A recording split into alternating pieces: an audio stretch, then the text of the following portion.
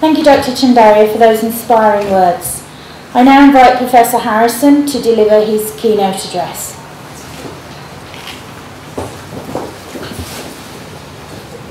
Thank you for that, Dr. Chandaria, colleagues, ladies and gentlemen. It's a real pleasure to be here to have this opportunity of giving some of my reflections, as Diane said, based on over 30 years working in entrepreneurship. You'll appreciate I started at a very young age, but it is a useful opportunity for me to put some thoughts together. Absolutely wonderful listening to what Dr. Chandaria had to say. What I want to do is to step back a little bit from the front line, talk a little bit more about the context, but echoing in some ways some of the things in the comments which he has made, and hopefully set those in some sort of context. Really what I want to do is to step back a little bit and ask, what do we need to do to foster entrepreneurship? And how do we build a connection between entrepreneurship and economic development? What are the challenges we face? What are the sorts of frameworks that we need to take into account? How do we deal with the obstacles, identify and overcome them? How do we identify and leverage the benefits that we have to see entrepreneurship as the basis for a sustained contribution to economic development? Not just in the social and environmental sphere, but more widely. Although I do want at the end of the presentation to come back to that specific issue. It's always a good idea when you're giving a talk to say where you're going. At the end I'll say where we've been, and hopefully you'll see the connection that one has led to the other. But really what I want to do is to look at four sets of issues. Why does entrepreneurship matter? Because there is still a school of thought that entrepreneurship is not the basis for economic development, that it is something which is nice to have, that it plays out at the margins, but it's not core. I want to talk a little bit about that in setting the context. I then want to look at some of the factors that influence entrepreneurship. How do we understand the phenomenon? Because if we don't understand it, it's going to be impossible to design effective interventions and policies and initiatives that will encourage the development of that entrepreneurship. In that context, I want to say a few words about what we might understand as the entrepreneurial ecosystem, how all of the elements that we need to see effective entrepreneurship will join together, and then finish with some challenges and implications in terms of how we take this forward. By way of context, entrepreneurship, I'm wearing an academic hat for my sins. And I did a little bit of examination of the published research literature. Specifically on entrepreneurship, you find that almost all of the analysis, all of the discussion of entrepreneurship, all of the technical papers that have been written, almost all of that still reflects a North American, Western European bias. Less than 1% of published papers in entrepreneurship over the last 5 or 7 years have dealt with environments in what you might say are emerging economies.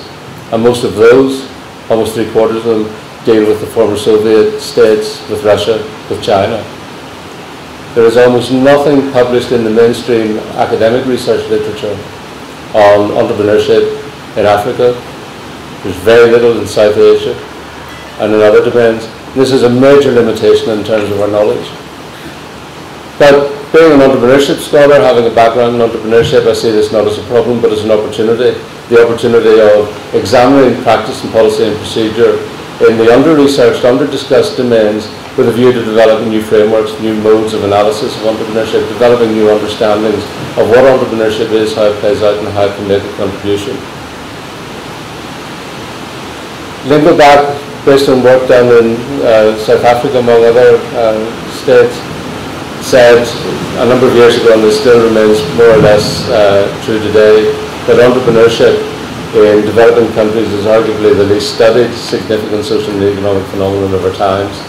And part of what I want to do this evening, and part of what we're doing over the next couple of days, working with researchers and the workshop that Diane and David are running, is to contribute to building capacity, to develop the research capacity that will begin to address this underserved need.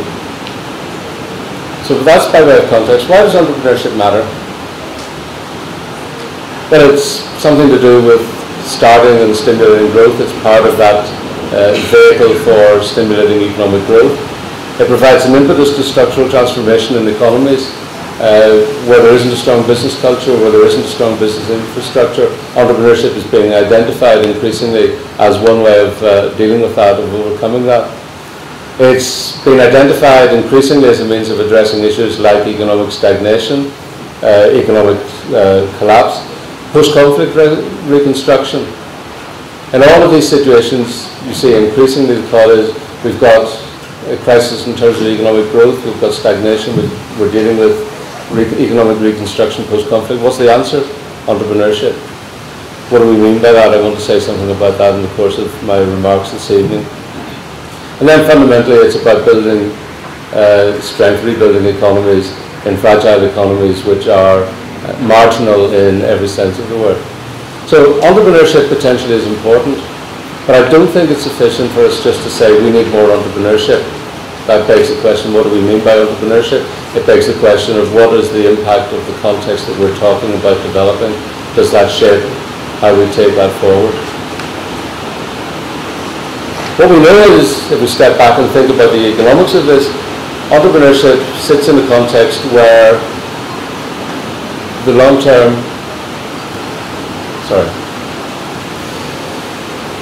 you'll appreciate, Diane will appreciate this, and she knows what I'm like in presentation, that standing in front of a podium is something that doesn't come naturally to me. My feet have been set in concrete for the next 30 minutes. Keep you somewhere in the same time zone as the microphone. Economic growth is not just a matter of the traditional analysis of the factors of land, labour and capital.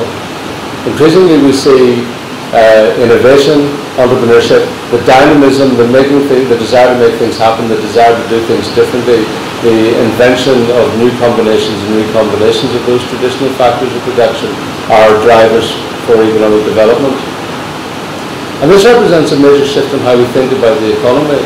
And for emerging economies in particular, this represents a particular challenge, and I want to talk about it for a few minutes this evening. And that is the challenge of how you move from or balance the development of a managed economy, where the focus is very much on the management of production, the focus is very much on labour, and particularly the exploitation of low-cost labour is the basis for international competitiveness, the exploitation of capital in terms of large-scale production, very much the traditional model of economic development, cheap labour, large-scale production, export-oriented growth, typically driven by foreign capital.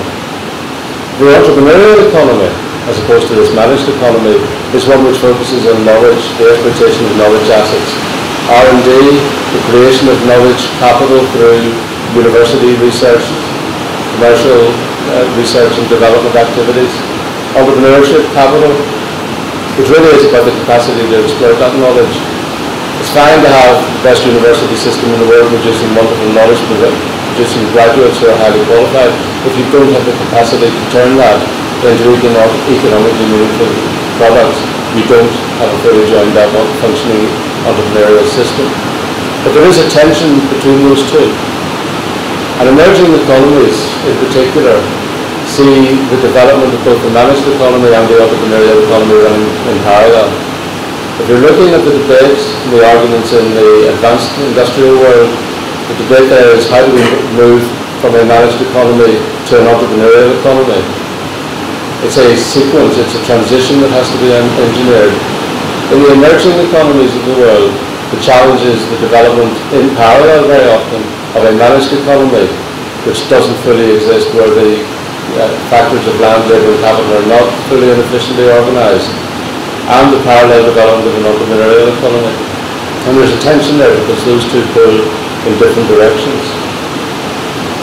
Running through all of this, there is an issue which I want to come back to towards the end of my presentation, but I'll raise it now so that you have this in your mind as I discuss the difference between the managed economy and the entrepreneurial economy. And that is the whole issue of informality and how business is organised and the implications that has. Informality in terms of the tax system and how that operates, the administrative and regulatory burdens, the financial burdens that follow from that are placed on entrepreneurs. The difficulty sometimes has been described as entrepreneurs face the challenge of swimming through treacle, swimming through molasses to get done what needs to be done because the system, the regulations are so complex, so arcane, so difficult to deal with. regulations in terms of labour, in terms of products, in terms of services, in terms of business registration. All of these as obstacles that get in the way. The response to that is to go outside the system, to organise the economy in an informal manner, to step outside the regulatory framework. What are the consequences of that? Well, there are two. One that gets discussed more often than others is the consequence to the state of the loss of revenues, the attrition of the tax base, the failure to capture the benefits of that economic development. In some respects, in terms of the development of an entrepreneurial, dynamic, business-driven economy, the consequences for the businesses themselves have to be recognised. That is, the inability of those businesses to benefit from access to training, access to resources, whether that's capital, labour resources, the inability to participate in programmes of support and development. And those are significant. I want to come back to that, as I say, towards the end, but business informality and how that plays out is one of the real challenges we have, I think, in developing a fully functioning entrepreneurial system in emerging economies. So what's this managed economy look like? Let me say a little bit about that and then talk about how we might move from that to developing an entrepreneurial economy on a compare and contrast basis. Managed economy is focused very much on the development of large-scale enterprises, large-scale production. It's a big business, big government mindset. Gives little credence to and little importance to small-scale economic activity. That's something that happens at the margin. It's not seen as key or driver to the economy. And that very much has been the focus of development, and still to a very large extent is the focus of development programs that come out of international agencies, although the balance is beginning to shift. But that is the pattern of development, the expected mode of development that we're familiar with. The entrepreneurial economy, which focuses on small scale, the implications of, is a particular challenge. And it's not just a matter in the emerging economies of saying we need to have a more entrepreneurial mindset, we need to do more of this. There is a particular challenge, and that is that, as some of us were talking about just before the session began this evening, Forbes, in a survey of entrepreneurial attitudes in Africa, has estimated that something like 40% of those they survey across all of Africa intend or have a desire to set up a business. Is that a good thing or a bad thing? Well, it depends on what sort of business. It depends how significant those businesses are in economic, social and cultural terms. Just because there's a desire to set up a business, if that desire is born out of desperation because there's nothing else available to you, and that business is providing marginal income for you and perhaps some family members, is that in and of itself necessarily a significant contribution to economic development? In some circumstances it may be, in some it may not. We need to understand the context. But there is an interesting relationship when you look at it between the level of economic development as measured by, say, gross domestic product or personal incomes and entrepreneurial activity. And while this is far from perfect data, and one of the challenges of working in this area is that there is no such thing as perfect data, which means I can find a set of numbers to illustrate a point that's convenient for my argument. This is taken from data collected as part of the Global Entrepreneurship Monitoring Project. Those of you with good eyesight who will read down the key will see that the country list included in this doesn't include a single African state, although there are 2 states which have periodically been included in this network of participating countries, namely Uganda and Angola. And there has been some, I think Tunisia and or Algeria may have participated in 1 or 2 of the years. But the point that I want to make is that if you look along the bottom axis is per capita income adjusted to purchasing power parity. And what you see in terms of economic activity, which is the percentage on the vertical axis, is that the intention, either the level of activity in terms of the number of businesses currently being run, or the desire to set up a business, the intention to set up a business within the near future among survey respondents, falls in low-income countries as wealth increases. So as the net income level increases, in this case to about $25,000 in purchasing power parity terms, the rate of entrepreneurial activity falls. One of the consequences of development, in other words, is that we see less entrepreneurship. as measured by the establishment of new businesses. And one of the conclusions we can draw from that is that at the left-hand side of this graph, in low-income economies, entrepreneurial activity, at least the establishment of new businesses, is seen primarily as an alternative to the absence of opportunities to be economically meaningfully employed in other domains. It's a sign of economic weakness. What happens thereafter as you go into the domain of the sort of middle-income countries that Dr. Chandra mentioned earlier is that this begins to increase again, and you see levels of entrepreneurial activity as represented by startups. New business starts begins to increase again as wealth levels increase.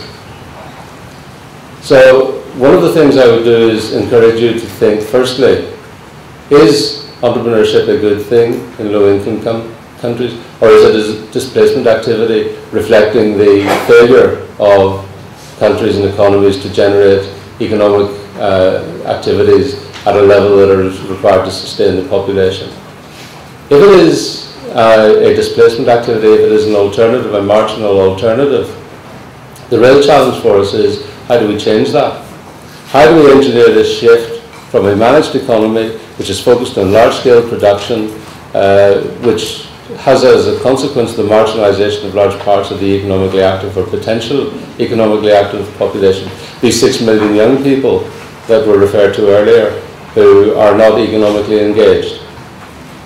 We have a business model in the managed economy which doesn't mop that up, which doesn't appear to work. Our challenge is to buck the trend represented by this sort of analysis and demonstrate that we can generate a meaningful entrepreneurial culture in low and middle income countries that actually will make a significant economic contribution. That, I think, is the challenge we face collectively. It's a challenge for us as researchers in terms of how we analyse it. It's a challenge for policymakers in terms of designing the frameworks that are going to carry that forward. And it's a challenge for those of us in the practice of business to design support systems, mentoring networks, modes of engagement with those who have the ideas and the talent and the opportunity and the desire to make something happen, to allow them to make it happen in a way which is more than just marginal activity. So what are the differences between this entrepreneurial economy? What are the characteristics that we need to put in place to shift from the managed economy mindset to the entrepreneurial economy mindset? I want to look at this under 4 headings. In terms of underlying forces, the managed economy is a product of globalization. It's about capital flowing to where the cost of production are lowest. It's about continuity in terms of business continuity, in terms of continuity of product lines, of market access channels and so on. And it's focused very much on identifying the trade-off between jobs on the one hand or high wages on the other. Because ultimately what drives, in a globalized world, what drives the managed economy is maximizing production and minimizing cost. And labour cost is one of the costs that is there to be minimized. By contrast, the entrepreneurial economy is all about localization. It's all about doing what is required and is appropriate for the context within which you sit. It is responding to local, regional, national needs rather than first and foremost responding to global needs. That doesn't mean it's parochial. That doesn't mean that entrepreneurial activity is restricted in terms of scale to the localized, the small scale. And we've heard an example of how business can develop into a global business, but maintain that commitment to entrepreneurial drive and activity. But it is a local activity. It is not driven by globalization. It's focused on change. Entrepreneurship fundamentally is about transformation. It's about taking a situation, it's about taking an alignment of resources and disturbing that, recombining those resources, bringing something new to the mix, changing the situation, changing it for individuals, for families, for towns, for villages, for regions, for countries. It's not about continuity. If our mindset is one of continuity, of doing as we have always done, then we're the problem of the guy who believed that continuing to do what he had always done would lead to different results. It doesn't happen. Entrepreneurial activity is about change. And it's also about creating an environment where you can create jobs and you can maintain a commitment to developing high wages. You don't have to see those as a trade-off, which is the case in the managed economy. In terms of the external environment, the managed economy is predicated on the commitment to stability. Stability in terms of political regime, in terms of tax regime, in terms of regulatory environment, in terms of relationships with labour, in terms of access to capital.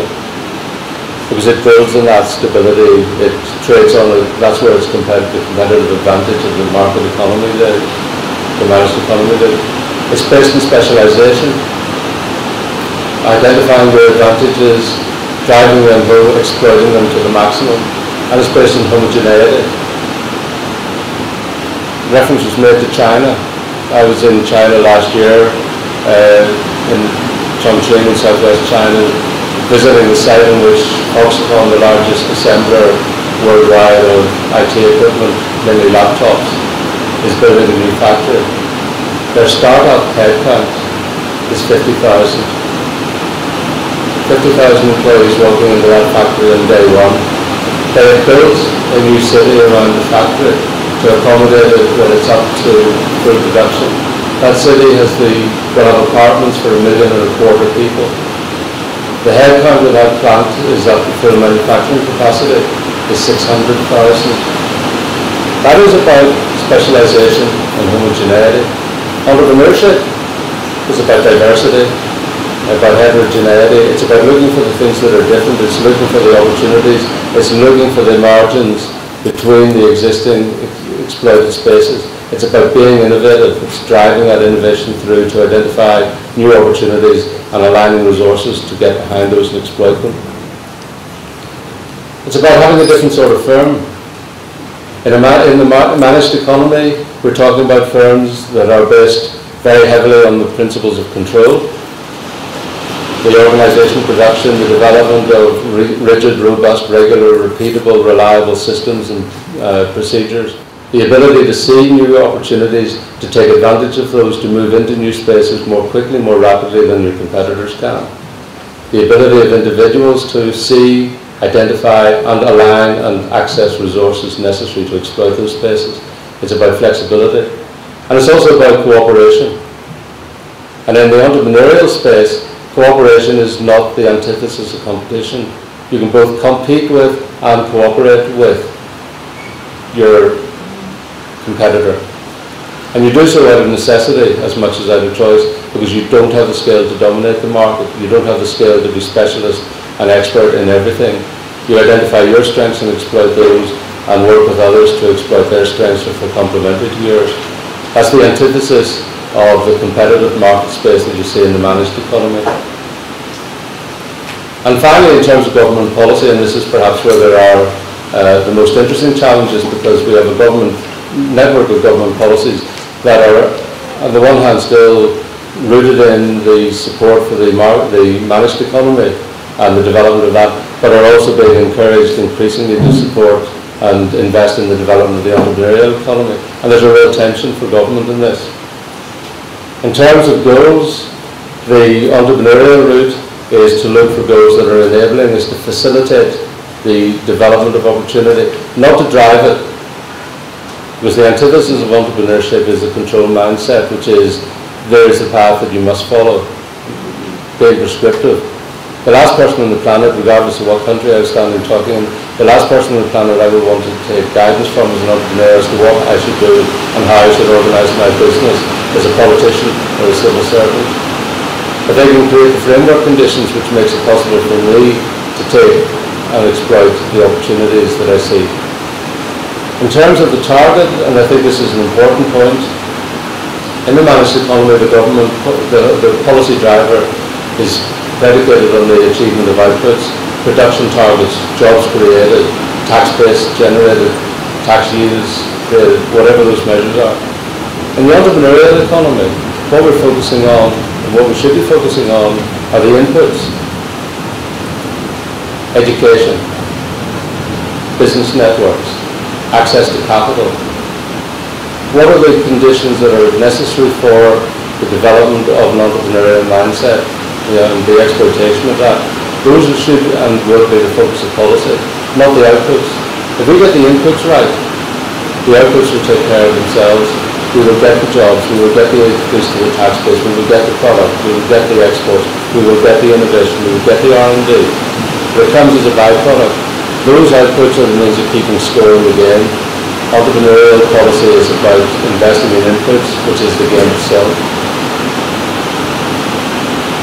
In terms of the locus policy, entrepreneurial policies, I think, have to be in large measure local. Entrepreneurship is very often being defined as a hyper-local phenomenon in emerging economies. It is based on the identification and exploitation of market needs and opportunities that are on the ground, on your doorstep, in the village, in the community in which you reside, and the building of the business is building from the bottom up rather than from the top down. The managed economy is predicated on developing a mindset which is, what is our national industrial policy? What is the national economic policy, and what falls out of that? Now, one of the challenges is you are always going to have elements of both. And the challenge for policymakers is to manage the tension between the national industrial strategy mindset and the building from the bottom up, the hyper-local entrepreneurial mindset. So what does this mean in terms of implications? Emerging economies are complex, that much we know. There is a mix, and part of this complexity is there is a mix between developed economy characteristics, the managed economy characteristics of large-scale capital and labour exploitation, and the entrepreneurial economy. And managing that tension is a real challenge. The managed economy itself is not consolidated. There are sectors, I'm thinking of sectors that interface with the research that my colleagues are engaged in, like the hotel and hospitality space. In the developed world, that is a classic managed economy, dominated by large-scale, homogeneous, control-led corporations. What we're seeing is potentially the emergence of an entrepreneurial economy in the absence of a fully functioning managed economy in that space, with the development of ecotourism, tourist lodges and so on, which is one early manifestation of the extent to which it may be possible to develop that entrepreneurial economy in the absence of fully formed managed economy structures. I mentioned business informality as a constraint, the loss of state revenues, the challenge that represents for underperforming businesses, the things that don't happen that could happen, and that is an ongoing challenge that has to be addressed. We have an ongoing challenge in terms of brain drain. If the entrepreneurial economy is focused and policy should be focused on the creation of inputs, then the loss of the most talented of generation is a major weakness in terms of the capacity that gives us to identify and exploit opportunities in a global knowledge economy. So how do we move from a brain drain where we lose the brightest and best to what might be the recirculation of human capital? Because there is no doubt that the opportunity to study, to live, to work outside your country of origin changes the way you look at what you do. The challenge is, how do we bring that back? I know that a recommendation one think tank in the United Kingdom last year toyed with it, shied away from putting in its final report a recommendation that all 18-year-olds should be forced to leave the country for 2 years and should be funded to study outside the country for 2 years, then come back to finish their degrees, on the basis that would give them a different mindset, a different awareness of what was going on. The problem is we get kids go to study overseas, very often they don't come back.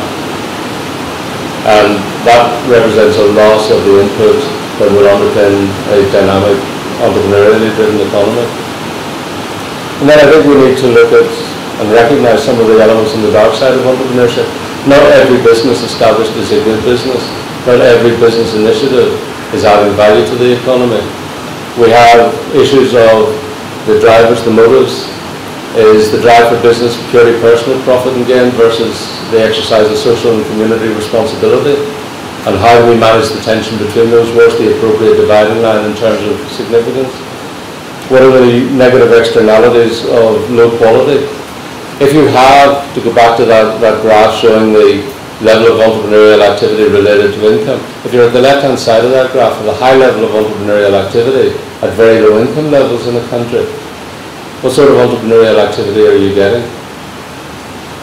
Is that low quality activity, marginal income generation, without the basis for growth or innovation or development? If it is, Does that represent a misallocation of resources in the economy, and how do you overcome that? What sort of signal does that send about entrepreneurial activity? Because one of the things we've learned about entrepreneurship, wherever the work has been carried out, is that role models are vitally important in understanding and developing an entrepreneurial economy. If all your role models are marginal income generating entrepreneurs who are running businesses that provide no more than a marginal hand-to-mouth existence, and hand-to-mouth is better than not having anything to get from hand-to-mouth, but only just. What examples does that set to others? Is there a cycle of negative association that develops? Do people look at role models and say, if this is a marginal activity, why should I do it? How do we shift from that to the positive role models of successful entrepreneurial activity? And that, I think, is one of the great social and political challenges that we face in developing an entrepreneurial economy.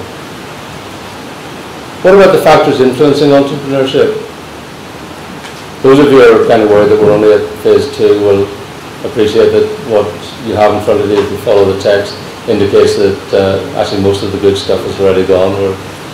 We're on the downslope to the completion of this. Entrepreneurship is fundamentally about innovation. It's about developing productivity. It's providing the basis for growth, and doing so in a way which is rooted in the characteristics, the circumstances, the context of the economies that give it birth at local, regional, national level. But that institutional environment, as commentators like Douglas North have argued, the institutional environment is critical, the cultural environment is critical in shaping that.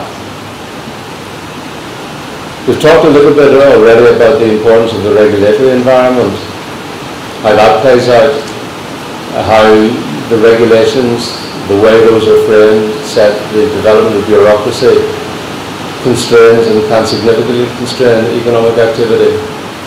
We understand that the normative dimension, the expectations of what is and is not legitimate, the presence or absence of role models, how entrepreneurship is reflected in the media, if it's reflected at all.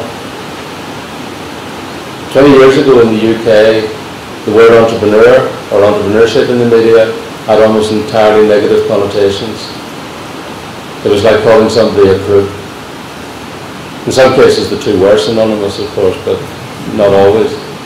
Today, you talk about entrepreneur in the media, in the UK, in the US, most developed economies, it's seen as having highly positive connotations. What's the connotation of the word entrepreneur? How's that treated in the media? How's that changing? Where are the role models? Where are the cultural norms that we use to judge people's activity? Because if we don't have a positive normative environment for entrepreneurship, it's going to be very difficult to develop an entrepreneurial economy. And that's not just having personal role models, that's about how this is treated in the media, it's about how it's treated in political discourse. It's about who is recognised, what is recognised in a society as being a positive contribution.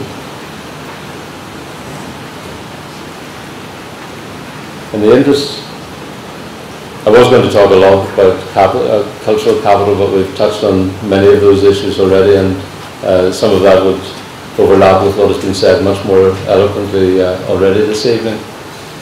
But I want to begin to pull this together in terms of thinking about how we represent this as an entrepreneurial ecosystem, and how we then move on to identify and pull together some of the challenges for policy. That's one very simple illustration of what needs to be in place if you want to develop an entrepreneurial economy of the sort that I've been talking about. What we're interested in at the bottom is entrepreneurial events. Whether those are the establishment of new businesses, the identification and exploitation of new opportunities in existing organisational contexts, identifying new ways of serving new and emerging markets. Whatever those events are, we need actors, we need potential entrepreneurs, we need people coming in who see this as a legitimate career aspiration, driven not just by the need to create marginal income for themselves and their families, but driven by the idea to create businesses, to add value, to be significant and become significant in the terms that were described earlier. They need to have a flow of opportunities. We need an analysis of markets which provides and throws up those opportunities. We need investment in the inputs in terms of the science base, the technology base, whether it's in the universities, in research institutes, in corporate R&D that throw up new opportunities that are there to be exploited, particularly those that tie in to existing areas of strength, so that tie into the agribusiness base, they tie into existing sources of economic strength and capital. There needs above that to be this entrepreneurial climate, this mindset, this set of cultural, social, normative attitudes which say entrepreneurship is not only a good thing, but it is important, it is central to the development of this economy. And if that entrepreneurial climate isn't there, you can have all the rest of this, but it won't happen. The entrepreneurial climate is kind of like the gel that brings all of this together. And then at the top, you need to have a business structure which is appropriate, and that brings in all the regulatory material we've been talking about. You need to have a socio-cultural structure that values this activity, whereas if somebody goes into the party and says, in answer to the question, what do you do? I mean, we all know you go into a cocktail party and somebody asks a question, what do you do? I'm a doctor. Everybody says, that's wonderful. I'm an entrepreneur. It's almost as bad as saying I'm an academic in some quarters. Trust me, I've tried it. So what are the social and cultural attitudes? Where are the entrepreneurs in positions of influence? Are entrepreneurs being represented on significant government policy committees? Is the cultural debate, is the policy debate, is the media debate pro-entrepreneurship? Again, if you don't have these things feeding in and driving the climate, then you don't have the basis for developing an entrepreneurial culture. And fundamentally, it's up there in the top right-hand cycle, corner. What's the economic cycle like? Because there's no doubt that there are certain economic circumstances which make it more difficult to act and develop entrepreneurially. And those circumstances, I believe, are when the economy is doing well. Because when the economy is doing well, it's very easy for politicians, for civil servants, for businessmen, for media commentators and others to say, why do we need to change things? It's working okay. Few of us, fortunately, are in a position where the economy is so robust and so strong and so dynamic that we can get away with that. But entrepreneurship becomes more important, and interest in entrepreneurship and developing entrepreneurship becomes more important in times of economic weakness, whether those are structural or cyclical. But we need to recognize the importance of that and be able to tap into the variations in the economic cycle in terms of establishing the legitimacy of entrepreneurship. So, pulling this all together, finally, what are the challenges? In terms of where we're going with this, I think we need to recognize, as I said at the very outset, most of our research and knowledge base in entrepreneurship is still, regrettably, first world based. It's Northern Hemisphere, it's primarily Anglo-American in terms of the research base. And yes, it is important that we look for similarities and we learn from that, and we take on board what we can learn from that. But equally, I think we need to recognize the differences. We need to recognize differences between emerging economies and developed economies, the growth trajectories they're on, their historical trajectories are very different. Institutional, cultural, normative structures and so on are very different. We need to recognize that entrepreneurship is a response to those differences. And it may well be that what we're looking for is the development of new models of entrepreneurship in emerging economy contexts that are constituted differently to those that have been developed in the developed world. It may not be enough to say, here's just another case example of this process of convergence. We have to ask the question, is there a different development path for the development of entrepreneurship and developing in emerging economies? I think the answer to that probably is yes, there is, but we don't yet have the evidence base fully formed to articulate it. But I think that's where there's a real opportunity. We also need to recognize differences within economies, from city to city, from village to village, from region to region. Entrepreneurship has been described as a hyper-local phenomenon. It ultimately grows out of the response of individuals or teams of individuals to particular situations that they face. And that response might be different in one village to another village. It's different in one region of the country to another region of the country. It will be different in one part of the continent to another part of the continent. And we need to recognize and understand how those differences play out. There is a cultural issue. Much of the discourse of entrepreneurship in the European, North American tradition is focused on the exploitation of the values of profit maximization, of doing what is best for me in terms of self-actualization, what is best for my immediate family. The values and motivations, in other words, might be different. One of the real opportunities, if there is an opportunity and a need to develop a different model or different models of entrepreneurship in emerging economies, it goes back to what Dr. Chandra was saying. It may be that the value system that underpins those is different. In the West, we're seeing much more discussion now than, say, 5 years ago of issues like social entrepreneurship. But it is still somewhat at the fringe. Its position is changing, but it's not seen as mainstream.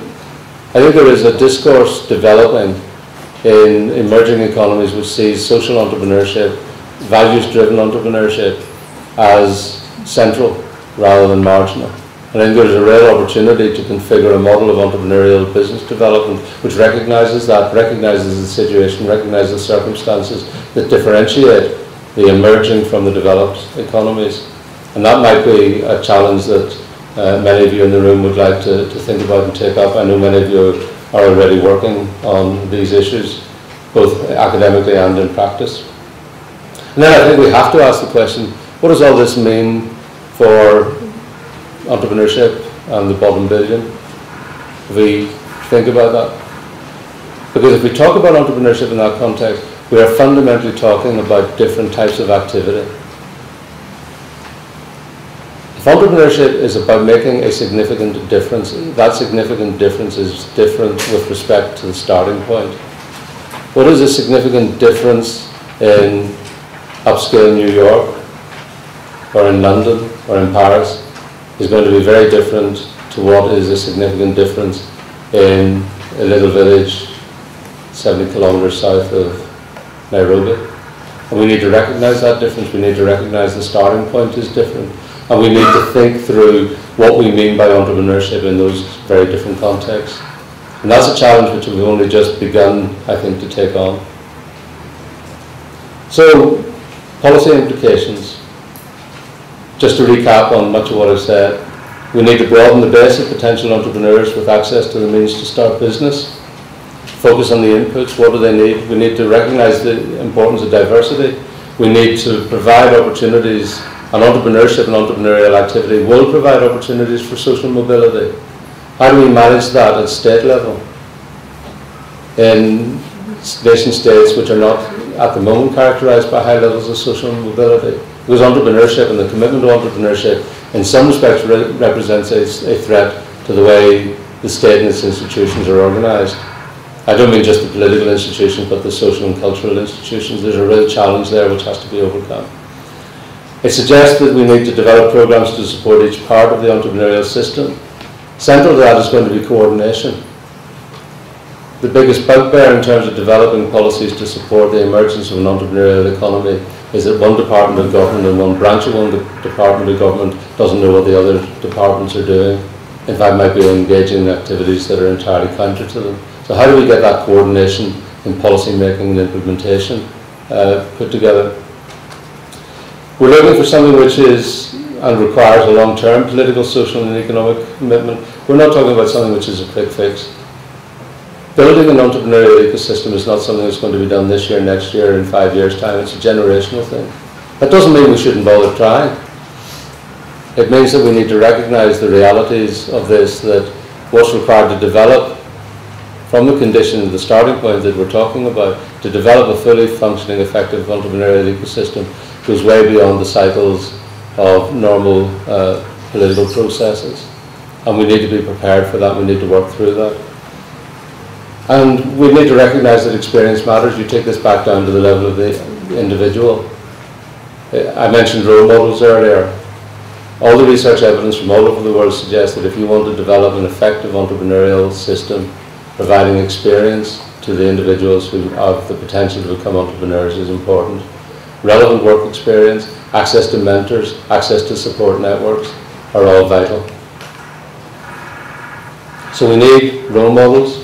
We need innovation in the education system. There's an entirely separate discussion to be had about exactly how you innovate in the education system.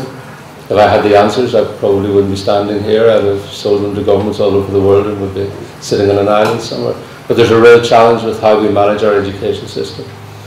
The development of entrepreneurial support networks, simplification of the regulatory environment in terms of the formation of companies, developing the appropriate financial infrastructure. What's the role of the banks? How supportive are they in terms of the range of instruments they provide? What about access to other forms of development capital? What about the willingness of financial institutions to provide funding for innovative new forms of business organisation? How do we innovate and support innovation in the provision of finance? How do we eliminate bureaucracy and red tape? And how do we take, ultimately, a multi-institutional perspective on this? Because when we talk about challenges and implications for policy, it's not just challenges for government. It's all too easy to sit in rooms and to stand up here at a podium and say, government has to do this. This is a challenge for all of us, whatever our role, whether it's in academia, whether we're working with business organisations, with chambers of commerce, in policy. It is about coordination, it is about putting all of the actors who have an interest in this together to get some sort of coordination in place. Because if we don't do it, we're not going to have an entrepreneurial economy. If we don't do it, we're going to have this conversation 5 years from now, 10 years from now, and be no further on. And I don't think we can afford to wait. And with that, Diane, I think it's appropriate to draw my remarks to a close. Thank you very much for your attention.